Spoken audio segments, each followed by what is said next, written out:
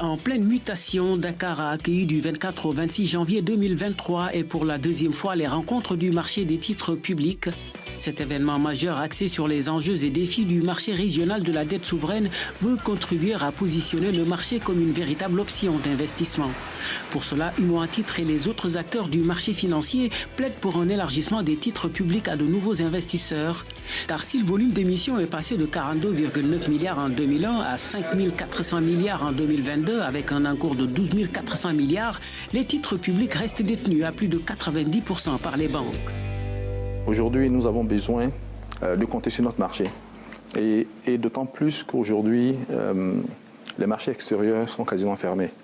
Les marchés des eurobonds aujourd'hui sont fermés à cause des politiques que les banques centrales sont obligées de mettre en œuvre avec l'inflation qui galope de partout dans le monde. Donc il y a cette nécessité-là d'élargir la base d'investisseurs. Et l'élargissement de la base d'investisseurs participe aussi à l'efficience du marché. Parce que ça va se traduire par l'expression en fait de vues différentes, de stratégies différentes. D'où donc le thème de cette année, diversité des investisseurs et efficience du marché des titres publics. 3 jours d'échange sur les moyens de faciliter le financement des économies locales. Et pour les acteurs, un changement de paradigme s'impose et cela passe surtout par une inclusion financière. Chacun a son rôle à jouer. D'abord les experts, qui sont les intermédiaires du marché, les SGI, les SGO, etc. Il y a les réseaux bancaires aussi, puisque nous avons accès ainsi à une grande population qui peut facilement adhérer à ces produits. Mais il y a aussi tout ce qui concerne l'inclusion financière, les revenus beaucoup plus modestes et donc les non bancarisés. Et c'est là où les EME, donc les telcos peuvent aussi aider. Donc je crois que c'est la combinaison de tout cela, des partenariats solides qui permettraient d'avoir une large base et collecter beaucoup plus efficacement l'épargne qui existe en Afrique. Et les marchés financiers restent indispensables dans cette quête de dynamisation des économies. Humo Titres, par exemple, facilite les contacts entre les États et les investisseurs. D'ailleurs, l'un des moments phares des rencontres du marché des titres publics reste les Focus Pays. Une tribune de partage d'expériences, mais également de présentation de progrès réalisés et de projets de développement pour attirer les investisseurs. Une belle opportunité pour des pays comme le Burkina Faso, secoué par des troubles politiques et sociaux ces dernières années.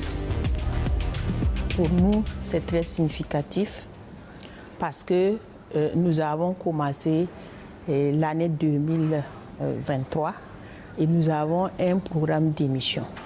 C'était l'occasion pour nous, d'abord de rassurer les investisseurs de nous accompagner et aussi de partager notre programme d'émission.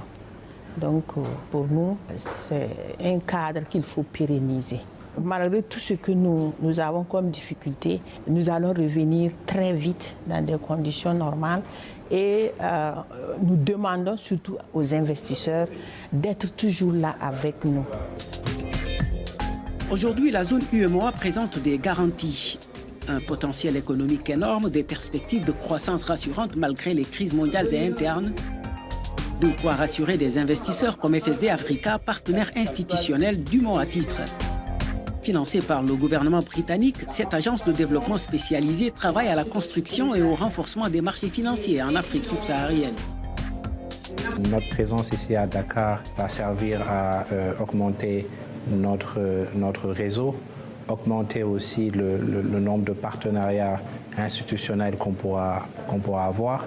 Nous avons la possibilité d'investir directement dans les entreprises. On offre aussi de l'assistance technique aux entreprises et au gouvernement du continent. Et je pense que notre présence va pouvoir permettre de montrer justement toute cette panoplie d'instruments financiers que nous proposons.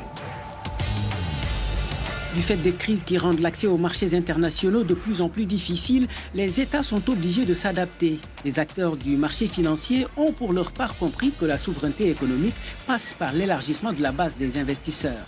Pour Humo Titres, les marchés domestiques restent donc une alternative plus que crédible pour rendre plus attractives les économies nationales et de l'espace communautaire.